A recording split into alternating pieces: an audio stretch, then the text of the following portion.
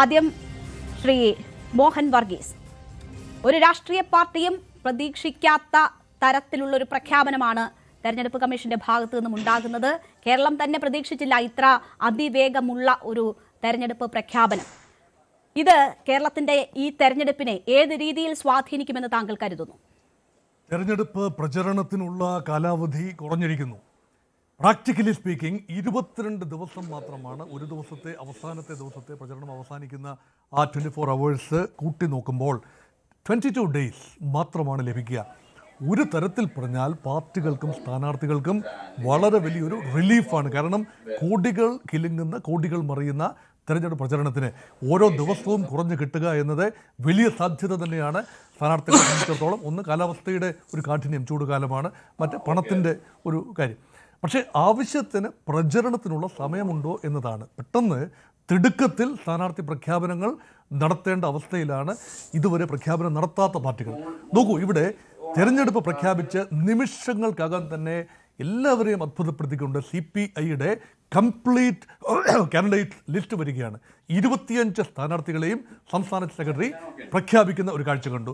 അത് കഴിഞ്ഞ ഉടനെ തന്നെ CPM തങ്ങൾക്ക് അനുവദനീയമായ 86 സീറ്റിൽ 76 സീറ്റിൽ പാർട്ടി സ്ഥാനാർത്ഥികളെയും 5 സീറ്റിൽ പാർട്ടി പിന്തുണയ്ക്കുന്ന സ്വതന്ത്രരെയും പ്രഖ്യാപിച്ചുകൊണ്ട് മറ്റൊരു 5 സീറ്റ് മാറ്റിയിട്ടിരിക്കുന്ന ഒരു കാഴ്ച കണ്ടു. കോൺഗ്രസിനെ സംബന്ധിച്ചിടത്തോളം, പ്രത്യേകിച്ച് UDF സംവിധാനത്തിൽ ഒരു പാർട്ടിയും സ്ഥാനാർത്ഥികളെ ഇതുവരെ പ്രഖ്യാപിച്ചില്ല. സമീപ ഭൂതകാലത്തെ ഒരു പതിവ് തെറ്റിച്ചുകൊണ്ട് കോൺഗ്രസ് പാർട്ടി ലേശം പിന്നോട്ട് പോയിരിക്കുന്നു സ്ഥാനാർത്ഥി പ്രഖ്യാപനത്തിൽ. എങ്കിലും within 24 hours of the declaration of election സ്ഥാനാർത്ഥി ലിസ്റ്റുമായി വരും എന്നാണ് പ്രതിപക്ഷ നേതാവ് VD സതീശൻ പറഞ്ഞത്. അതുകൊണ്ട് ബെറ്റർ ലേറ്റ് ദാൻ നെവർ എന്ന് പറയുന്നത് പോലെ സ്വല്പം ലേറ്റ് ആയിരിക്കുന്നു. പക്ഷേ ആ ഒരു ട്രാക്ക് റെക്കോർഡ് മുൻകാലങ്ങളിൽ UDFന് ഈ സമീപ ഭൂതകാലത്ത് എല്ലാ ഉപതെരഞ്ഞെടുപ്പിലും അതുപോലെ കഴിഞ്ഞ തദ്ദേശ തെരഞ്ഞെടുപ്പിലും UDF എല്ലാവരും ഞെട്ടിച്ചുകൊണ്ട് മറ്റെല്ലാവരും നടത്തുന്നതിനേക്കാൾ മുൻപ് തന്നെ സ്ഥാനാർത്ഥി പ്രഖ്യാപനം നടത്തി ഇറങ്ങിയതിൻ്റെ പ്രയോജനം ലഭിച്ചു. പക്ഷേ ആദ്യം പ്രഖ്യാപിക്കപ്പെടും എന്ന് കരുതിയിരുന്ന കോൺഗ്രസ് പാർട്ടിയുടെ സ്ഥാനാർത്ഥി ലിസ്റ്റ് ലേശം വൈകുന്നു എന്നത് കൗതുകമുണർത്തുന്ന ഒരു കാഴ്ചയാണ്.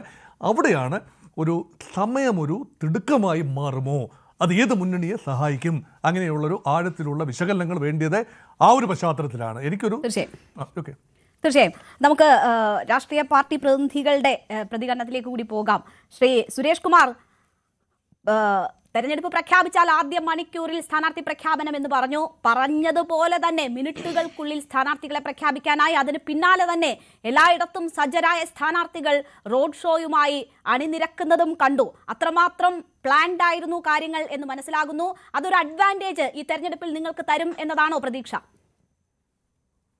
പാർട്ടി സംസ്ഥാന സെക്രട്ടറി സഖാവ് MV ഗോവിന്ദൻ മാഷ് ഇന്ന് വാർത്താ സമ്മേളനത്തിന്റെ തുടക്കത്തിൽ പറഞ്ഞതുപോലെ വളരെ കൃത്യതയോടുകൂടി സംഘടനാ ഘടകങ്ങൾ കൂടി ആ മണ്ഡലങ്ങളിൽ ആരാണ് മത്സരിക്കേണ്ടത് എന്നതിനെ സംബന്ധിച്ച കൃത്യമായിട്ടുള്ള ഒരു വിവരശേഖരണം പാർട്ടി സഖാക്കളിൽ നിന്ന്, ഇടതുപക്ഷ ജനാധിപത്യ മുന്നണി പ്രവർത്തകരിൽ നിന്ന് നടത്തുകയും അതിന്റെ അടിസ്ഥാനത്തിൽ CPMന്റെ ഓരോ ജില്ലാ ഘടകങ്ങളും സെക്രട്ടേറിയറ്റ്, അതിന്റെ ജില്ലാ സെക്രട്ടേറിയറ്റുകൾ ചേർന്ന് ഏതൊക്കെ മണ്ഡലങ്ങളിൽ ആരൊക്കെ മത്സരിക്കണം, CPM സ്ഥാനാർത്ഥികൾ ആരൊക്കെ ആയിരിക്കണം എന്നതിനെ സംബന്ധിച്ച് വളരെ കൃത്യതയോട് കൂടിയിട്ടുള്ള നിർദ്ദേശം സ്വീകരിക്കുകയും ആ നിർദ്ദേശം ജില്ലാ കമ്മിറ്റികൾ ചർച്ച ചെയ്യുകയും അത് കഴിഞ്ഞ് സംസ്ഥാന കമ്മിറ്റിക്കും അതിന്റെ മുകളിൽ കേന്ദ്ര കമ്മിറ്റിക്കും ഒക്കെ അനുവദിക്കായി വിടുകയും ചെയ്യും. ഇപ്പോ വളരെ കൃത്യമായി പറഞ്ഞതുപോലെ തന്നെ ഒരു രാഷ്ട്രീയ പ്രസ്ഥാനം ഒരു വാക്ക് പറഞ്ഞാൽ ആ വാക്ക് കൃത്യമായി പാലിക്കപ്പെടണം എന്നതുപോലെ വളരെ കൃത്യതയോടുകൂടി തെരഞ്ഞെടുപ്പ് പ്രഖ്യാപിച്ച് 1 മണിക്കൂർ തികഞ്ഞില്ല. അതിനു മുൻപ് തന്നെ പാർട്ടി സംസ്ഥാന സെക്രട്ടറി വാർത്താ സമ്മേളനം വിളിച്ചു ചേർത്ത് ഇവിടെ ഏകദേശം 81 സ്ഥാനാർത്ഥികളെ CPM ഇവിടെ പ്രഖ്യാപിച്ചു കഴിഞ്ഞു. CPIയും ആദ്യം തന്നെ അവരുടെ സ്ഥാനാർത്ഥികളെ പ്രഖ്യാപിച്ചു. ഇത് തെരഞ്ഞെടുപ്പിലേക്ക് വളരെ പരിമിതമായ ദിവസം, പ്രതികൂല കാലാവസ്ഥ, ഒട്ടേറെ ഘടകങ്ങളുണ്ട്. എങ്കിൽ പോലും ഞങ്ങളെ സംബന്ധിച്ചിടത്തോളം നിങ്ങൾ നോക്കൂ, തെക്കൻ ജില്ലകളിൽ സ്ഥാനാർത്ഥികളായി തീരുമാനിക്കപ്പെട്ടവരുടെ മുഴുവൻ പേരുടെയും ചുവരെഴുത്ത് ഏകദേശം 60-70% പൂർത്തീകരിക്കപ്പെട്ട് കഴിഞ്ഞു. അതുപോലെ തന്നെ റോഡ് ഷോ ഇന്ന് വളരെ മനോഹരമായി, ഞാൻ ഇപ്പോൾ തന്നെ റോഡ് ഷോയിൽ പങ്കെടുത്തിട്ടാണ് ഈ ചർച്ചയിൽ പങ്കെടുക്കാം എന്ന് നേരത്തെ വാക്ക് നൽകിയത് കൊണ്ട് ഞാൻ ഇതിൽ പങ്കെടുക്കുന്നത്. അങ്ങനെ വളരെ കൃത്യതയോടുകൂടി തെരഞ്ഞെടുപ്പിന്റെ എല്ലാ മുന്നൊരുക്കങ്ങളെയും സ്വീകരിച്ചുകൊണ്ട് CPMന്റെയും ഇടതുപക്ഷ ജനാധിപത്യ മുന്നണിയുടെയും പ്രവർത്തകർ നിരത്തിൽ ഇറങ്ങിക്കഴിഞ്ഞ കാഴ്ചയാണ് നമുക്ക് കാണാൻ വേണ്ടി കഴിയുന്നത്. വലിയ ആവേശമാണ് ഇക്കാര്യത്തിലുള്ളത്. ഇവിടെ ഐക്യജനാധിപത്യ മുന്നണിയും കോൺഗ്രസും ചെയ്തത് അവർക്ക് ലഭ്യമായ സീറ്റുകളിൽ സ്ഥാനാർത്ഥികളെ തീരുമാനിക്കുന്നതിന് പകരം ഇടതുപക്ഷ ജനാധിപത്യ മുന്നണിയുടെ പാളയത്തിലേക്ക് കടന്നു കയറി ഏതെങ്കിലും തരത്തിലുള്ള അസംതൃപ്തരെ കണ്ടെത്തി അവരെ മാളത്തിന് പുറത്ത് ചാടിക്കുന്നതിനുള്ള വ്യഗ്രതയായിരുന്നു. അതിന് ബഹുമാനപ്പെട്ട കേരളത്തിന്റെ പ്രതിപക്ഷ നേതാവ് ഇട്ട പേരെന്ന് പറയുന്നത് വിസ്മയം എന്നാണ്. ഇപ്പൊ എന്താണ് വിസ്മയം? നിങ്ങൾക്കറിയാവോ? ഇപ്പൊ തെക്കൻ ജില്ലയിലെ കാര്യം ഞാനൊന്ന് പറയാം. ഇവിടെ രാഷ്ട്രീയ നിരീക്ഷകനായിട്ടുള്ള ബഹുമാനായ അദ്ദേഹം ചില കാര്യങ്ങൾ പറഞ്ഞു. തെക്കൻ ജില്ലകളിൽ പല മണ്ഡലങ്ങളിൽ, ഞാൻ മണ്ഡലങ്ങളുടെ പേര് പറയുന്നില്ല, പല മണ്ഡലങ്ങളിലും ഒന്നിലധികം സ്ഥാനാർത്ഥികൾ, കോൺഗ്രസിന്റെ സ്ഥാനാർത്ഥികൾ ജനങ്ങളെ വിളിച്ച്, പൗരപ്രമുഖരെ വിളിച്ച് ആശീർവാദം തേടുകയാണ്, അനുഗ്രഹം ആരായുകയാണ്.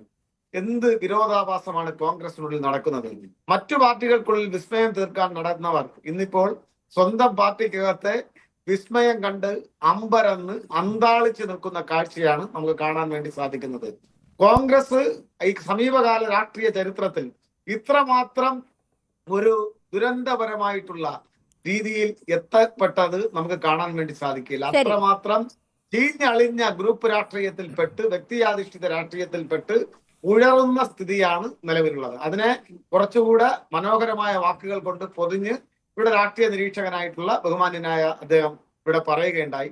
എങ്കിൽ വസ്തുത അതല്ല, അതിനേക്കാൾ മോശപ്പെട്ട സ്ഥിതിവിശേഷമാണ് എന്നുള്ളത് നാം മനസ്സിലാക്കേണ്ടതായിട്ടുണ്ട്. ഇനി സ്ഥാനാർത്ഥിയെ പ്രഖ്യാപിക്കുമ്പോൾ ഉണ്ടാകുന്ന കോൺസിക്വൻസസ് അതെന്തായിരിക്കും എന്നുള്ളതിനെ സംബന്ധിച്ച് നമുക്ക് കാത്തിരുന്ന് കാണാം. ശരി, കാത്തിരുന്ന് കാണാമെന്നതാണ് CPM പ്രതിനിധി പറയുന്നത്. ശ്രീ റിജിൽ മാക്കുറ്റി, 24 മണിക്കൂറിനുള്ളിൽ സ്ഥാനാർത്ഥികൾ എന്നതായിരുന്നു പ്രതിപക്ഷ നേതാവ് പറഞ്ഞത്. ചിലപ്പോൾ യാത്രക്കിടയിൽ 50 സ്ഥാനാർത്ഥികൾ എന്നൊക്കെ പറഞ്ഞു. അതൊന്നും നടന്നില്ല. 24 മണിക്കൂർ എന്ന വാക്ക് പാലിക്കാൻ കഴിയുമോ? അങ്ങനെ ഒരു ആത്മവിശ്വാസം ഈ ഘട്ടത്തിലുണ്ടോ?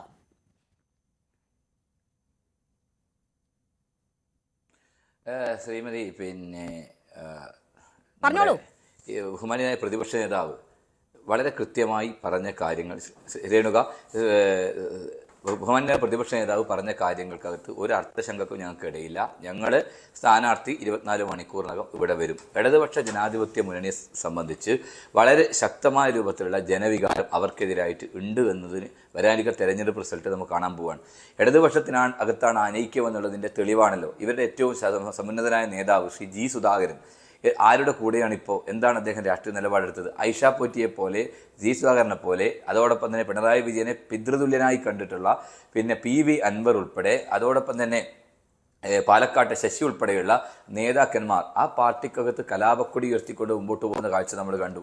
കണ്ണൂർ ജില്ലയിലെ പിണറായി വിജയന്റെ തട്ടകം ഉൾപ്പെടെയുള്ള തട്ടകത്തിൽ സ്ഥാനാർത്ഥി പ്രഖ്യാപനത്തിന് മുമ്പേ തന്നെ വലിയ രൂപത്തിലുള്ള പ്രതിഷേധങ്ങൾ അവരുടെ ഭാഗത്ത് ഉണ്ടായി എന്ന് മാത്രമല്ല, CPIMന്റെ ഏരിയ സെക്രട്ടറി കുഞ്ഞികൃഷ്ണൻ പയ്യന്നൂരിൽ രക്തസാക്ഷി ഫണ്ട് മുക്കി എന്നതിൻ്റെ ആരോപണത്തിന്റെ ഭാഗമായി അവിടുത്തെ MLAക്കെതിരായി വളരെ ഗുരുതരമായ ആരോപണം ഉന്നയിച്ചുകൊണ്ട് മുമ്പോട്ട് പോകുന്ന രൂപത്തിലേക്ക് ആ പാർട്ടി എത്തി നിൽക്കുന്നു എന്നുള്ള വസ്തുതയ്ക്ക് മുമ്പിലാണ് അവർ ഒറ്റക്കെട്ടാണെന്ന് പറയുന്നത്.